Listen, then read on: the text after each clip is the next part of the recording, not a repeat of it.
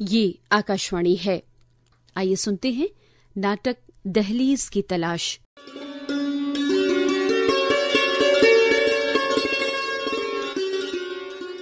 वेद, चलो जल्दी तैयार हो जाओ। 4 बजे पहुंचना है। मैं भी अभी तैयार होकर आया। वेद, समय से पहुंचना है वहां। पापा, मैं तो पढ़ाई कर रहा हूँ। सोमवार से ही मेरी परीक्षाएं हैं। देखो वेद, पढ़ने का बहाना मत बनाओ। पता है कितना पढ़ते हो। चलो अभी बाद में पढ़ लेना। कौन सा फर्स्ट आना है तुम्हें? मैं अभी आता हूँ। देखिए ना मम्मी, मैं पढ़ रहा हूँ और पापा कहते हैं बाद में पढ़ लेना। आप ही समझाइए ना पापा को। बेटा, तुम्हारे पापा का शेड्यूल प्रोग्राम है। तुम नहीं जाओगे तो उनका बड़ा नुकसान हो जाएगा ना। फिर तुम्हें कितनी प्रसिद्धि भी तो मिलती है ना, इन एड फिल्मों से। जरा सोचो। चले जाओ बेटा। मम्मी प्लीज, हमेशा मेरी ही पढ़ाई का नुकसान होता है। चाहे मेरी परीक्षा हो, चाहे तबीयत खराब हो, हर बार ही तो आप समझा कर भिजवा देती है। इस बार पापा से कहिए ना प्लीज, मुझे पढ़ना है। मेरी जगह वरुण को ले जाए। उसकी तो परीक्षाएं भी नहीं है ना अभी। लेकिन वेद, तुम्हारा काम है तो तुम्हें ही करना होगा ना। भला वरुण तुम्हारी जगह जाकर भी क्या करेगा?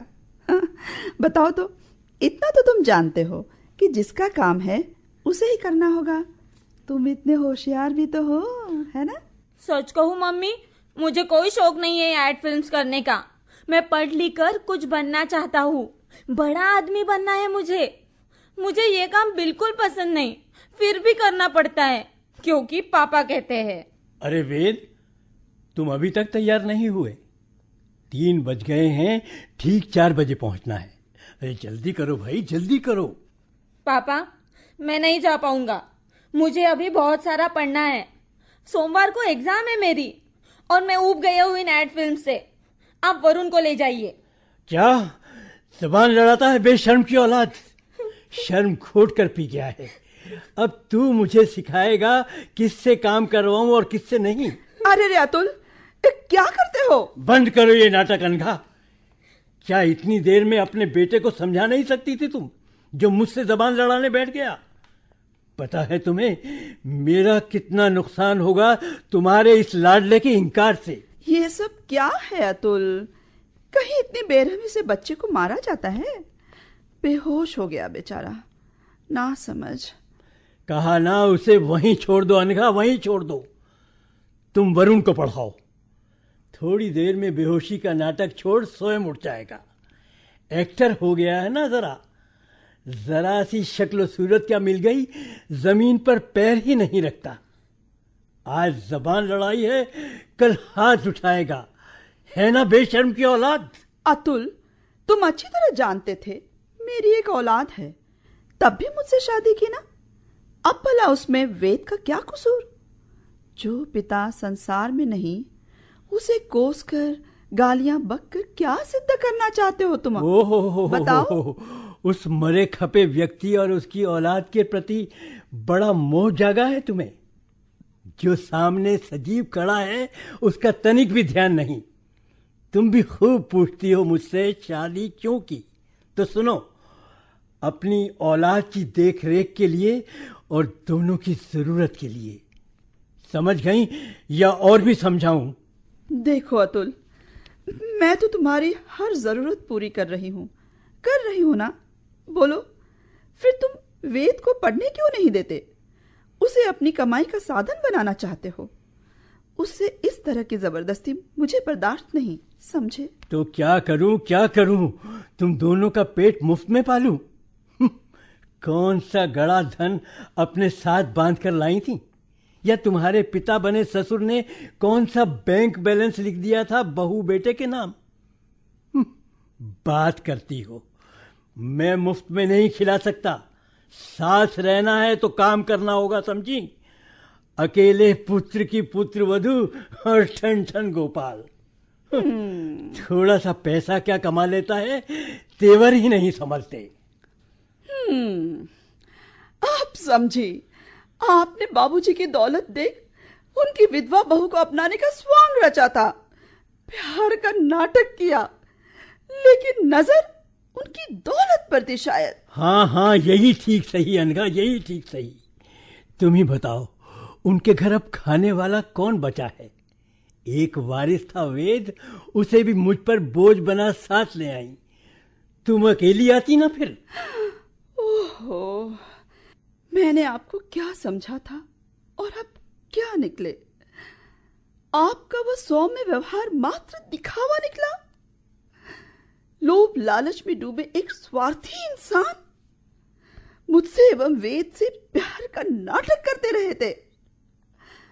अतुल, आपके बाबूजी व अम्मी जी के जोर देने पर ही अपनी लगी लगाई नौकरी को तिलांजलि दे मैंने अपने पांव पर ही कुल्हाड़ी मार ली थी। अब उसका परिणाम भी मुझे ही भुगतना पड़ रहा है। उन सहृदय अम्मा बाबूजी से मैं कुछ भी नहीं मांग सकती, लेकिन सच मानो अतुल, अब ऐसा हरगिज नहीं होने दूंगी, बताई देती हूं। हाँ, ये सब मैं नहीं जानता अनघा। जो सच्चाई है उसे तुम्हें समझ लेना चाहिए। रहना है तो काम तो करना ही होगा तुम्हें। मैं मुफ्त में नहीं खिला सकता। मैं जो चाहता हूं वही करना होगा तुम्हें। देखा अनघा, मैंने कहा था ना, नाटक कर रहा है वेद। अपने आप होश में आ गया ना। चल उठ, अभी शायद देर नहीं हुई है, तैयार हो जा। मैं फोन करके आता हूं कि हम पहुंच रहे हैं। बेटा वेद, मत रो, चुप हो जाओ। एक गलत निर्णय का तुमको कितना भारी मूल्य चुकाना पड़ रहा है। काश मैं सबके साथ भावनाओं में न बही होती। अपने और तुम्हारे जीवन को स्थिरता देने के लिए जो कदम उठाया वह कितना गलत साबित हुआ। अच्छा मम्मी, आप परेशान ना हो, मैं शूटिंग के लिए चला जाता हूँ। वहां से लौटकर पढ़ाई करूंगा। मेरी अच्छी मम्मी, तुम इतना दुखी होगी ना तो मैं भी कुछ नहीं कर पाऊंगा। पापा मुझे यूं ही धुतकारते रहते हैं। यदि आप हिम्मत हार गई तो मेरा क्या होगा? मैं थोड़ा बड़ा हो जाऊंगा, फिर ना हम दोनों साथ साथ रहेंगे, है ना मम्मी? हाँ बेटा, हाँ। अच्छा चल, अब तैयार हो जा। चलो वेद, जरा अच्छे से मुंह धो लो। ये रोनी सी सूरत लेकर भला किसे इम्प्रेस करोगे? जरा हंसो, मुस्कुराओ। हाँ, अब ठीक है। मैं जाता हूं अनघा, रात देर से लौटूंगा, चिंता मत करना। Love you, bye. कितना गिरगिट सा रंग बदलता है ये व्यक्ति। अभी कुछ समय पहले कितना आग बबूला हो रहा था और अब जैसे कुछ हुआ ही नहीं। कितने सौम्य और समझदार थे वेद के पापा, परंतु अच्छे लोगों की पूछ भगवान के यहाँ ही है, तभी तो असमय अपने पास बुला लेते हैं। काश तुम न जाते अमर, अब तो जीवन अभिशाप बनता जा रहा है। भगवान जाने कितनी जलालत भरी जिंदगी जीनी पड़ेगी। मैं अपने वेद को उसका मनचाहा कार्य करने दे भी पाऊंगी या नहीं, हे भगवान। पर मैं हिम्मत नहीं हारूंगी, कुछ न कुछ अवश्य करूंगी जिससे वेद को उसकी मंजिल दिला सकूं।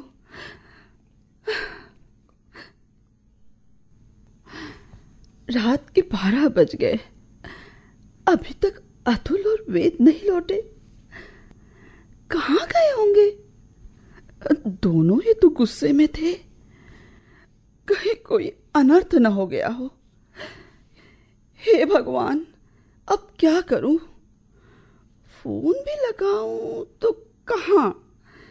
हे ईश्वर, उन दोनों की रक्षा करना।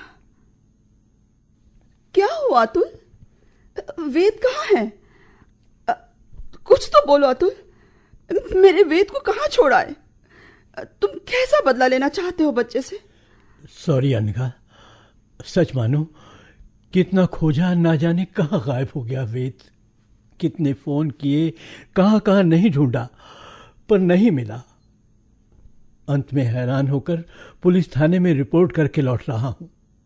अनघा, अनघा, प्लीज मुझे माफ कर दो। तुम्हारे बेटे को मैं साथ नहीं ला पाया। मैं भी हैरान हूं, आखिर इतनी रात को अकेला कहाँ गया होगा वेद।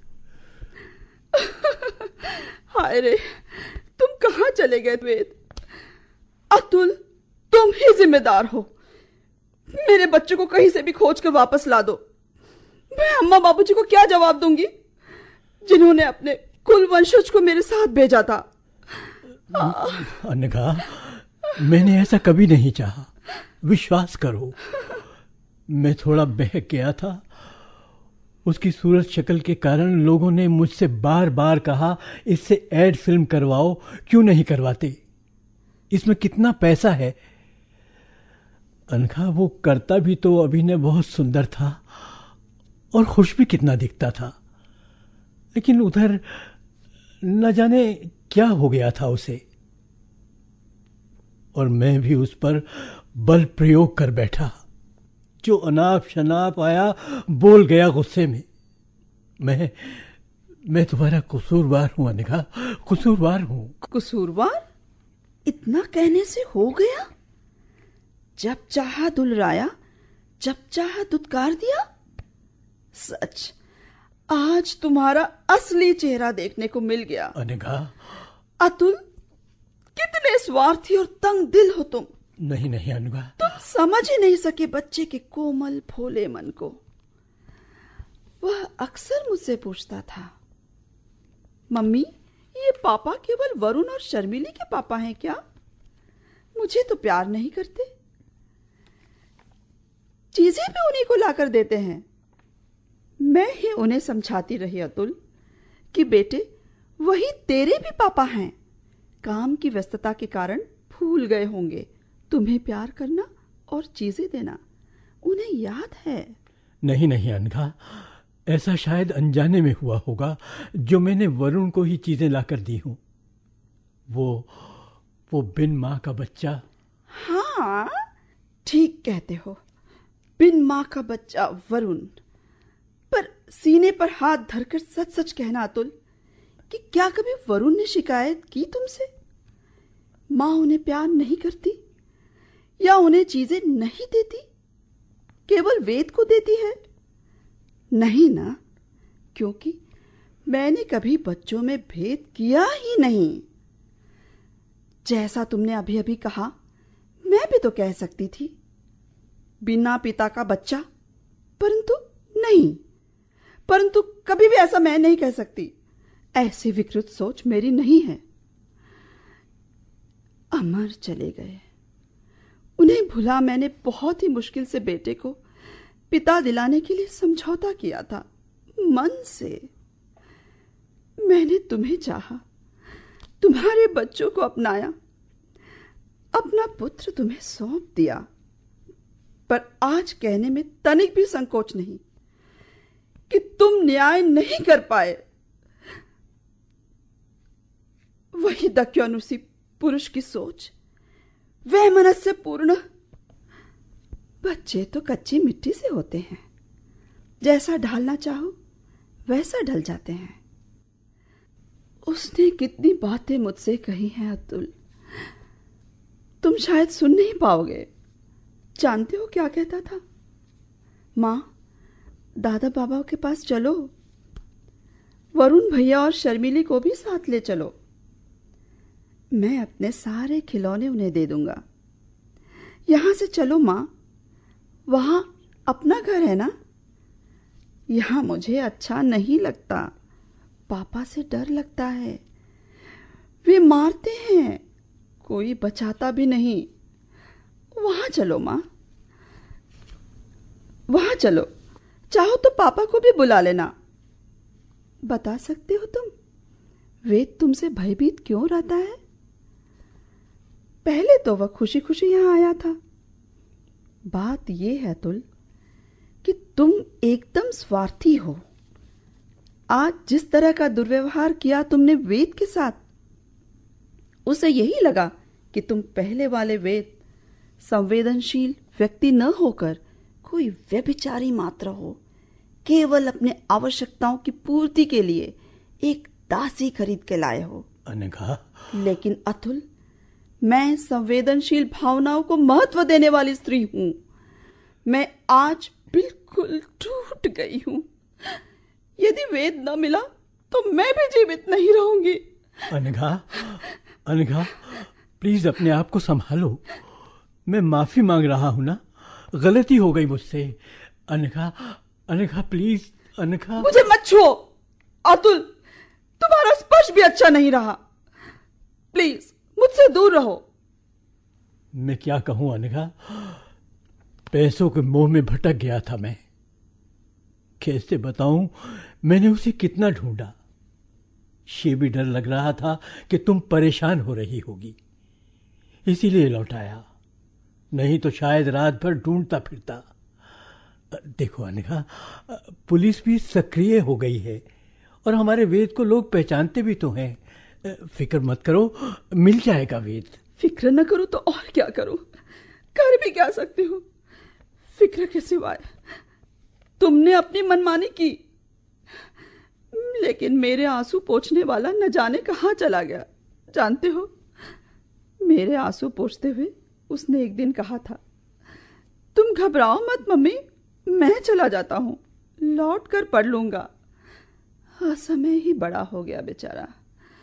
उसका बचपन तुमने छीन लिया, वह नहीं लौटेगा। बड़ा स्वाभिमानी है। अनघा, गलती तो हो चुकी है, भगवान इतना बुरा नहीं हो सकता। अभी अभी वेद के हम उम्र बच्चे के मिलने की खबर आई है, मैं जा रहा हूं उसे देखने। वो अपना नाम और पता ठीक से नहीं बता रहा है। हो सकता है वो वेद है। धीरज रखो, धीरज रखो, कुछ खा लो, कुछ खा लो अनघा। मेरा बेटा भूख प्यास का मारा कहाँ होगा। मैं कुछ भी नहीं लूंगी जब तक वह नहीं मिलता। अच्छा अच्छा, जाने दो। अनघा, साथ चलोगी उसे देखने? नहीं अतुल, मैं कहीं नहीं जाऊंगी घर को छोड़कर। जानते हो, किसी भी समय वो लौट आएगा। मम्मी मम्मी चिल्लाता पढ़ाई करने मुझसे कहकर गया है। उसकी परीक्षाएं जो हैं, मुझे घर में न पाकर चला जाएगा, निकल जाएगा कहीं और। मैं नहीं जा सकती, नहीं, मैं कहीं नहीं जा सकती। ठीक है अनघा, तुम घर पर रहो, अपने को संभालो। मैं वहां पहुंचकर तुम्हें फोन करता हूं।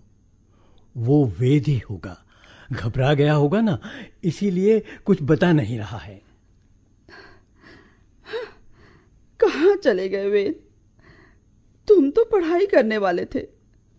तुम्हारी किताबें तुम्हारा इंतजार कर रही हैं। कैसे फर्स्ट आओगे बेटा? बेटा लौट आओ, मेरी गलतियों की सजा तुम क्यों भुगतो? हेलो, कौन? वेद मिल गया? हाँ, मैं बोरीवली पुलिस स्टेशन से बोल रहा हूँ। जी जी। क्या ये अतुल शर्मा का घर है? जी जी जी जी, कहिए। आप कौन? मैं उनकी पत्नी अनघा बोल रही हूँ। यहाँ वेद के नाम के एक लड़के को लेकर एक व्यक्ति आए हैं। उसने नाम और पता तो बताया है, लेकिन वो घर जाने की हालत में नहीं है, तैयार नहीं हो रहा है। वो कहता है पापा के पास नहीं जाना, दादी बाबा के पास जाना चाहता है। उसे अपने दादी बाबा के घर का पता भी नहीं मालूम है, और ये भी कह रहा है कि जबरदस्ती की तो मैं मर जाऊंगा। इंस्पेक्टर साहब, उसे कहिए कि मैं उसकी माँ बोल रही हूँ, उसे फोन पर बुला दें। मैं उसके दादी बाबा को खबर कर देती हूँ, वे स्वयं उसे लेने पहुंच जाएंगे। ठीक है, मैं बुलाता हूँ, आप होल्ड करें। माँ मुझे उस घर में नहीं आना, पापा बहुत मारते हैं। मम्मी मुझे दादी बाबा के घर जाना है, वहीं रहूंगा। ठीक है बेटा, इस घर में मत लौटना, मैं दादी बाबा को लेकर पहुंचती हूँ। मैं दादी बाबा को खबर कर देती हूँ, वे भी आ जाएंगे। कहीं जाना मत, मैं अभी आती हूँ। ठीक है मम्मी, मैं यहाँ अंकल के साथ हूँ, उन्हीं ने मुझे बचाया है। आप पापा को मत लाना, नहीं तो वो मुझे मारेंगे, मैं मर जाऊंगा। मैं अकेले आ रही हूँ, तुम घबराओ मत बेटा। जी, मैं अनघा शर्मा। कहाँ है वे? माँ! मेरा बेटा तो कहाँ रह गया था? मेरी तो जान ही निकल गई थी। मैं तो जान देने जा रहा था। माँ, ये फंशीकर अंकल है, इन्होंने मुझे बचाया, अपने घर ले गए। मुझे आपकी बहुत याद आई माँ, पर मैं घर नहीं लौटने वाला। अंकल ने बहुत सारी चीजें जबरदस्ती खिलाई। माँ, आपने खाना खाया या नहीं? अब खा लूंगी बेटे, तू मिल गया ना। बहुत बहुत धन्यवाद फंशीकर भाई साहब, आप तो देवता हो गए हमारे लिए। आप न बचाते तो जाने क्या अनर्थ हो जाता। मैं तो इसे लेकर आपके घर आ जाता, लेकिन ये पहले कुछ बताने को तैयार नहीं था। इसने बताया कि उसकी शर्त यह है कि उसे उसके पिता के घर नहीं भेजें, इसलिए मुझे भाई इसको पुलिस स्टेशन पे लाकर आना पड़ा।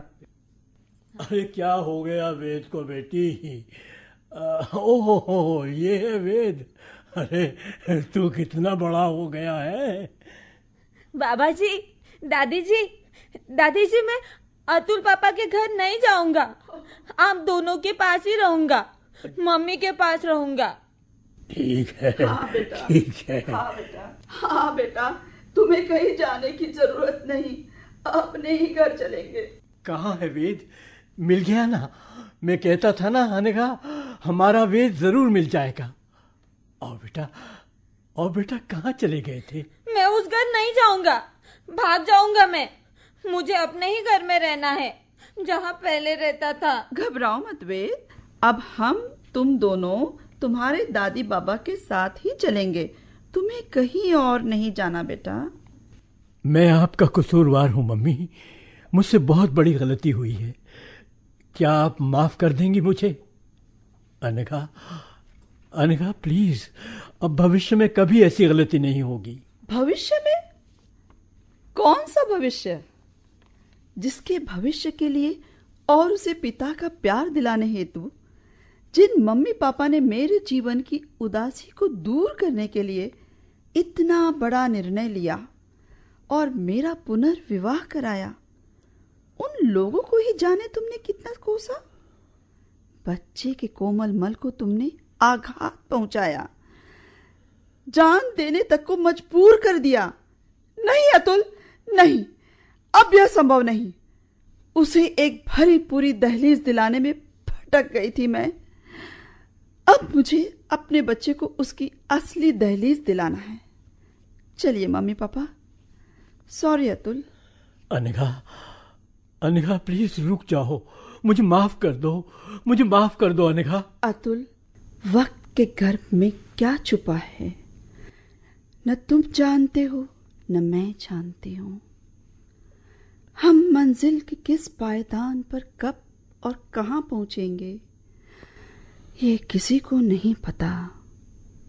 दहलीज की तलाश शुरू हुई है या खत्म, ये वक्त साबित करेगा, वक्त साबित करेगा। अनघा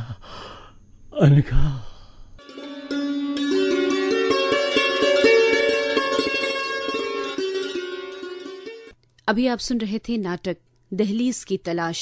इस नाटक की लेखिका थी डॉक्टर कृष्णा श्रीवास्तव। प्रस्तुति सहयोग विजय सिंह राजपूत। पात्र सहित परिचय इस प्रकार है: अतुल मनमोहन भटनागर, अनघा आशा जामकर, वेद वैदेही चवरे और अन्य आवाजें डॉक्टर ऋषु की। प्रस्तुतकर्ता डॉक्टर हरीश पाराशर ऋषु। ये नाटक आकाशवाणी के नागपुर केंद्र पर तैयार एवं प्रस्तुत किया गया।